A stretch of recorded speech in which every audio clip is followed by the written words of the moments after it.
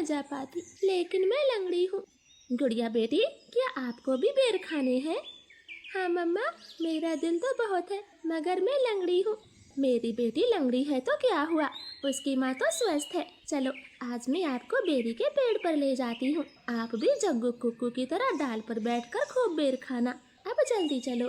फिर एक टोकरी में गुड़िया को बिठाकर मम्मा चिड़िया भी घर से बाहर चली जाती है। खट्टा मीठा बेर है, दिल कर रहा है इसकी गुठली भी खा जाऊं। नहीं जग्गू, गुठली नहीं खाना, बेर बहुत है, तुम बेर को ही खाओ। मैं तो कुछ बेर अपने घर भी लेकर जाऊंगा।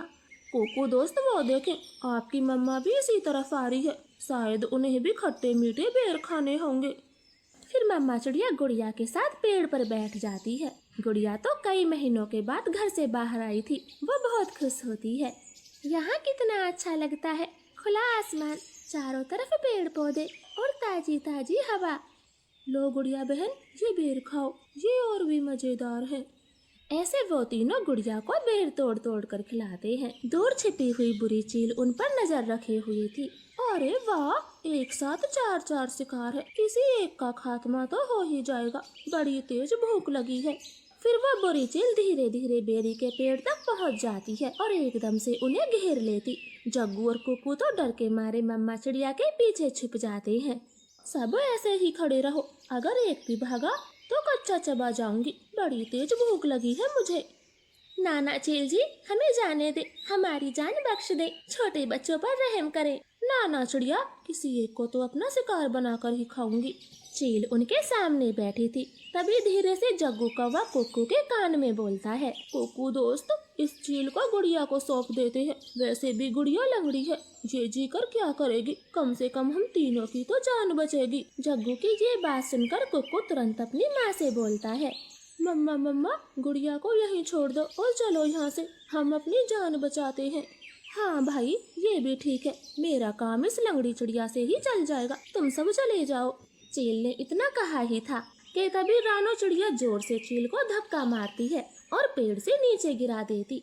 जग्गू कुक्कू, गुड़िया को साथ लेकर यहाँ से भाग जाओ, मैं इस चील को आपके पीछे नहीं आने दूंगी, बेटा जल्दी से भागो यहाँ से।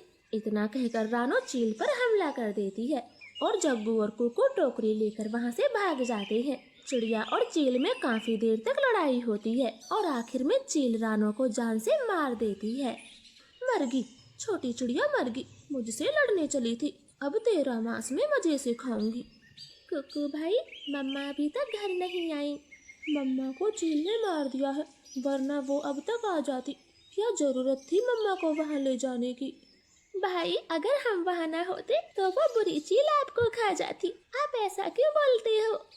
नहीं, हम चील के हाथ कभी ना आते, वो तो तुम साथ में थी, इसलिए मम्मा ने चील से लड़ाई करने की सोची। तुम लंगड़ी थी ना, माँ को तेरी वजह से मरना पड़ा, अब तू ही माँ की हत्यारन है, समझी?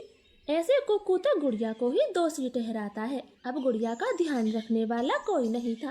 कुक्कू सारे सारे दिन बाहर घूमता फिरता, वो लंगड़ी बहन का बिल्कुल भी ख्याल नहीं रखता, चाहे वो भूखी हो या फिर प्यासी हो।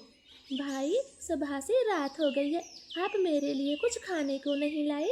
जंगल में भोजन की कमी हो गई है, अपना पेट भरना ही बड़ा मुश्किल है, ऐसे में तेरे लिए दाना कहाँ से लाता? ऐसा बोलकर कुक्कू तो सो जाता है। गुड़िया को पूरी रात नींद नहीं आती, क्योंकि वो तो कई दिनों से भूखी थी।